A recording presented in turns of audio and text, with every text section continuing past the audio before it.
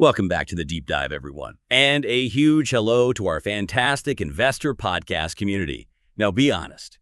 Have you ever found yourself just staring at two investment options? They look almost identical, right? You have this feeling like deep down, one has to be better for your specific financial future. Well, today, we're diving headfirst into exactly that kind of dilemma, QQQ versus QQQM. Now, on the surface, yeah, they track the same explosive market, but underneath, there are some crucial, kind of subtle differences that could really impact your portfolio down the line. So the big question is, which one is actually the smarter play? Which is more worthwhile for you to invest in? Stick with us because we're going to really unpack this. We're not just giving you facts. We're diving deep into the answers, revealing those distinctions, and hopefully equipping you to make your next move with real clarity. Indeed. It's a very common challenge, and I think one that's maybe often underestimated. Lots of investors see two tickers tracking the same index and just assume, well, they're interchangeable. But like you said, we're not just looking at symbols here. We're really digging into your investment philosophy, right? And how these seemingly small choices can genuinely shape your long-term goals. Understanding these nuances is paramount, especially when you're dealing with a market as dynamic and, frankly, as influential as the one these ETFs follow. Absolutely. So our mission today, crystal clear. We want to cut through any confusion, highlight every single critical difference between QQQ and QQQM. And the goal is to empower you, our listener, to confidently tailor your decision to your own strategy. We're really aiming to go beyond just the basics here to help you grasp the why behind each option. Okay, so let's unpack this then. Before we can properly pit QQQ against QQQM, we really need to get a handle on the engine they both track. The foundation, really, the NASDAQ 100 index. Right. The NASDAQ 100, it's quite a story, isn't it? It didn't just appear with the tech giants we know now. The NASDAQ stock market itself, founded back in '71 in Washington, D.C., it was actually the world's first electronic stock exchange. I mean, try to imagine a time when trading meant shouting on a floor, right? NASDAQ was like digital from day one. A disruptor. Yes. And it quickly became this global hub for innovation for growth companies. The index itself, the NASDAQ 100, specifically includes the 100 largest non-financial companies listed on NASDAQ, ranked by market cap. And yeah, when you look at who's in it today, it's a real who's who of global tech. Apple, Microsoft, Amazon, Alphabet, Google, Meta, NVIDIA, Tesla. But that's not only tech, it's important to note. You also find major players like Broadcom, even Costco in there. And here's where it gets really, really interesting for investors. This is why so many people are drawn to it. Historically, this index has it's obliterated the returns of the S&P 500 over its almost 40-year history.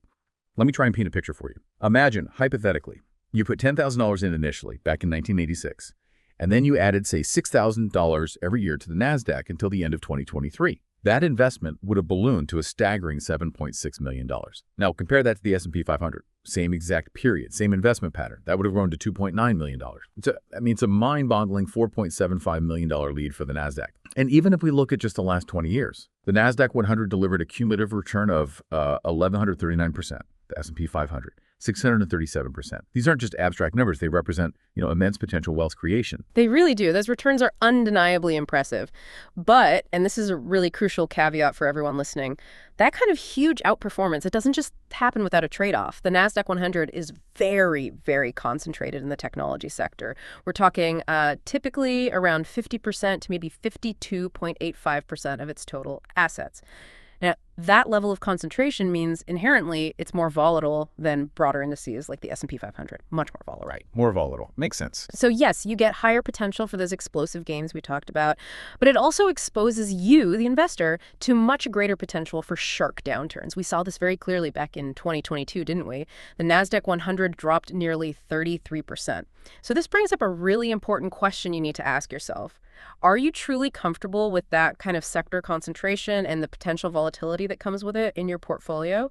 It's a risk-reward balance that definitely demands careful thought. That is such a critical point. Whether you're seasoned or just starting out, you have to weigh that up. The promise of high returns almost always walks hand in hand with higher risk. Okay, so with that powerful yet potentially volatile engine in mind, let's bring in the contenders, QQQ and QQQM. These are basically the two main and certainly the most popular ways for you to get exposure to this compelling NASDAQ 100 index. Right. And their core similarity is, well, it's fundamental. Both ETFs are issued by the same company, Invesco, and both of them passively track the exact same NASDAQ 100 index. What that means is they hold virtually identical portfolios, same underlying stocks, same sector weights. You're going to see Apple, Microsoft, NVIDIA, Amazon right there at the top for both funds, consistently, so performance-wise. They're almost perfectly correlated. We're talking a 1.00 correlation, technically.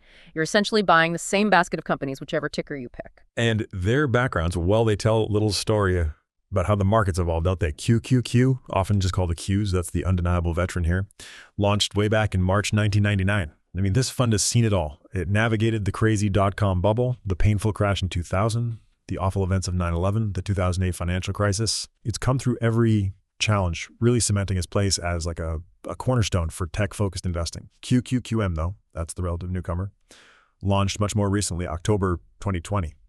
So it really begs the question, doesn't it? If they're so similar fundamentally, tracking the exact same index, why did Invesco even bother launching a second, seemingly identical ETF? And maybe more importantly for you listening, why should you care? How does this actually impact your investment decision? Well, what's really fascinating, I think, is how these subtle differences were actually crafted quite deliberately. They cater to very distinct investor needs. It kind of reflects how the ETF market itself has evolved. The main differentiator, and usually the first thing people look at, is the expense ratio, the cost.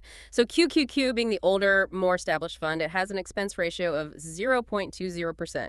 QQQM, the newer kid on the block, boasts a lower expense ratio, 0.15%. Okay, 0.05%. That difference, I mean, it sounds tiny, doesn't it? Like almost nothing, a mere whisper. But let's really put that into perspective for your money, because this is where that magic of compounding or, the drag of fees really kicks in. If you invested, say, $100,000, that 0.05% difference, that's an annual saving of $50 just by choosing QQQM. Okay, $50 a year might not sound life-changing, but now imagine that over decades, 20 years, 30 years, maybe even 40 years, that seemingly tiny difference compounds relentlessly over a long investing horizon. Those savings can genuinely add up to tens, maybe even hundreds of thousands of dollars more in your pocket, not going to the fund manager. It's like a silent wealth builder or, a silent wealth eroder, depending on which side you're on. Exactly. And beyond that direct cost saving, we absolutely need to talk about liquidity and trading volume. These are hugely important, but for different types of investors. QQQ, it has incredibly high daily trading volume. We're often talking averages around $17 billion a day. That combined with extremely narrow bid-ask spreads, that tiny gap between the highest buyer price and lowest seller price, which shows how efficient trading is, makes its liquidity basically unparalleled. It's the absolute go-to for frequent traders, for day traders, for big institutional investors who need to move in and out of massive positions very quickly without really disturbing the market price. And it's also used extensively in the options market, which requires that kind of depth. Right. And that is a massive distinction, isn't it? QQQM, while it's definitely liquid enough for, I'd say, the vast majority of us retail investors, it just doesn't have that same institutional grade depth, not even close. Its trading volume is significantly lower. You're typically looking at maybe $150 million to $350 million traded daily. Still a lot, but compared to $17 billion. And that can mean slightly wider bid-ask spreads.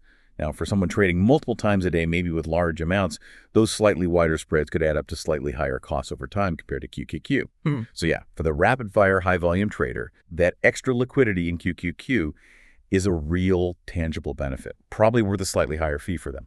And that difference naturally leads us to the next point, share price and accessibility. QQQ usually trades at a higher share price. Historically, we've seen it anywhere from, let's say, $367 up to maybe $486 per share at different times. QQQM, on the other hand, was designed with a significantly lower share price. It usually floats around, say, $151 to $200 per share. Okay, and that lower share price. That's a potential game changer for a lot of individual investors, right? It makes QQQM just much more accessible. Maybe you're just starting out, or maybe you're someone who wants to use dollar cost averaging DCA, where you invest a fixed amount regularly, no matter the price. With QQQM's lower price, you can buy more whole shares, or it's easier to buy fractional shares if your broker offers them. It just simplifies investing smaller amounts consistently. Imagine someone, let's call her Sarah, a new investor, putting in $200 a month. QQQM makes it much easier for her to actually buy shares or fractions, lowering that barrier to entry, making her journey feel smoother. Precisely. And this difference also helps define the intended investor base, which was, frankly, a key reason QQQM was created in the first place.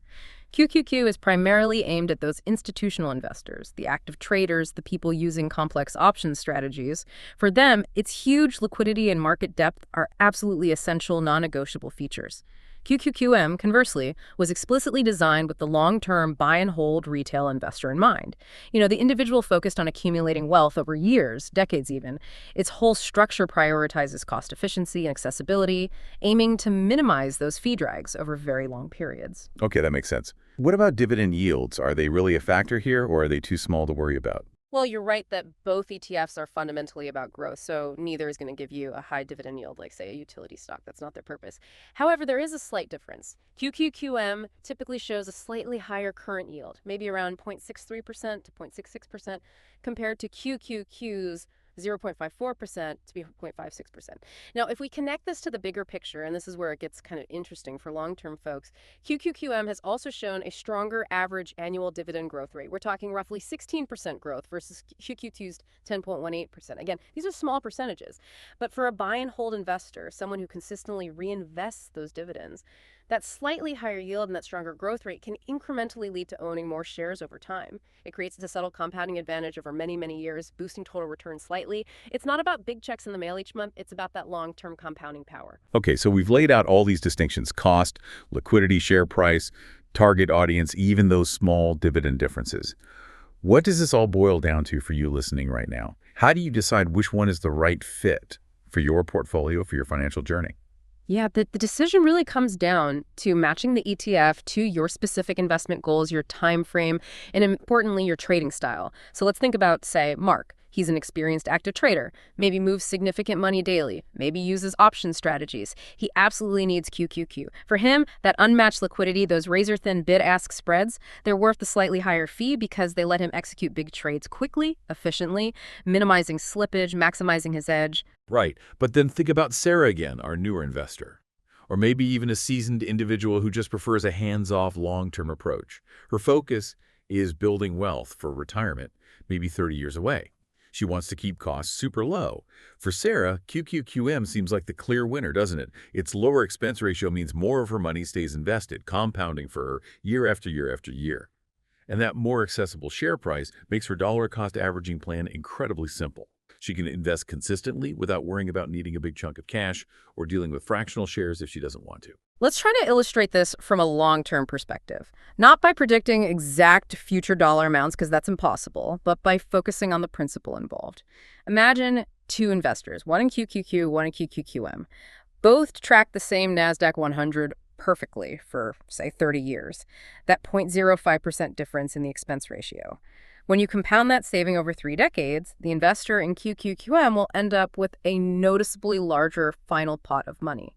They simply kept more of the market's gains because their costs were lower. And on top of that, QQQM's slightly higher dividend yield and potentially stronger dividend growth, if reinvested consistently, will mean they also accumulate slightly more shares over that long period. So while both funds harness the powerful growth of the NASDAQ 100, QQQM is specifically engineered to let you, the long-term investor, keep a slightly larger slice of that growth. It's subtle, yes, but it's a powerful advantage for the dedicated wealth builder over time. That's a really clear way to put it. That said, while we're focusing on these compounding benefits and cost savings, it feels vital we loop back to the risk aspect. We touched on volatility earlier. Absolutely. And this raises maybe the most important question. What's the biggest cost in investing? Often, it's not the expense ratio, tiny differences aside, it's incurring massive losses because you panic sell during a market crash. I mean, remember QQQ dropping 83% during the dot-com bust? That's a real historical event. Both QQQ and QQQM, because they are so heavily weighted towards one sector, technology, they are inherently subject to significant volatility. They will have substantial drawdowns. It's not if, it's when. The absolute key is not to panic sell when that happens. It's about understanding these risks going in, having conviction in your long-term allocation, and critically, ensuring your overall portfolio is diversified. You probably don't want the NASDAQ 100 to be your only investment, right? Diversification helps smooth out those sharp drops. Sticking to your long-term plan through thick and thin is paramount. The psychological side of investing, sticking to your guns when things get scary. Yeah. That might be the hardest, but most crucial lesson of all. Okay, now, moving to slightly beyond the direct comparison, let's talk practicalities for a moment, especially thinking about our international listeners. Right, good point. For our listeners specifically in Thailand, there's actually a convenient way to access this type of investment. It's called QQQM19. This is what's known as a depository receipt, or DR. Essentially, it allows you to invest in a foreign-listed ETF, like QQQM in this case, using your local Thai brokerage account. It simplifies things quite a bit. You can often use Thai bot. You avoid direct overseas transfers, usually, making it much more accessible for local investors. Yeah, that's a fantastic solution for bridging that gap and accessing global markets. However, even when you're using a DR like QQQM19, it's still crucial to remember a couple of things, isn't it? You still need to factor in currency exchange risk. You know, how the Thai baht moves against the US dollar. That can impact your returns. And of course, everything we've already discussed about the concentrated nature of the investment in tech still applies. High growth potential, yes, but also high volatility. So whether you're investing directly in QQQ or QQQM over in the US, or using a DR like QQQM19 locally, understanding your personal risk tolerance, your specific investment goals, and your time horizon, that remains absolutely paramount. Don't let the excitement of those historical returns completely overshadow the need for careful personal planning.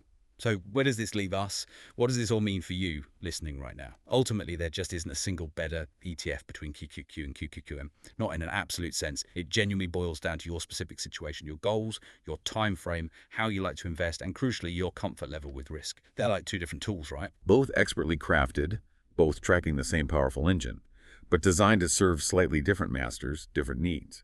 Indeed. Knowledge is it's most valuable when it's not just known, but understood and then applied to your unique situation.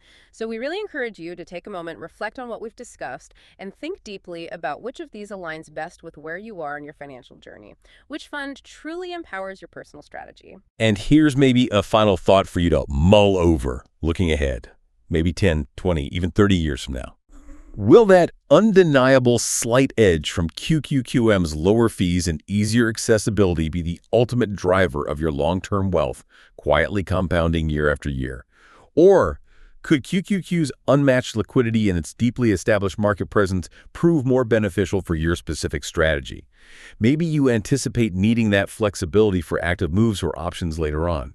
What really stands out to you as the single most critical factor in making this choice for yourself? We really hope this deep dive has given you some solid clarity, maybe some renewed confidence for your next investment decision. And hey, if you found this discussion valuable, please do show us some love. Like this deep dive, maybe share it with friends who might be wrestling with the same QQQ versus QQQM question. And most importantly, please subscribe to our YouTube channel, Konot. That's Investor Podcast, to stay informed, keep deepening your knowledge, and grow your wealth right alongside us. Thank you all for joining us on the deep dive. Until next time, happy investing.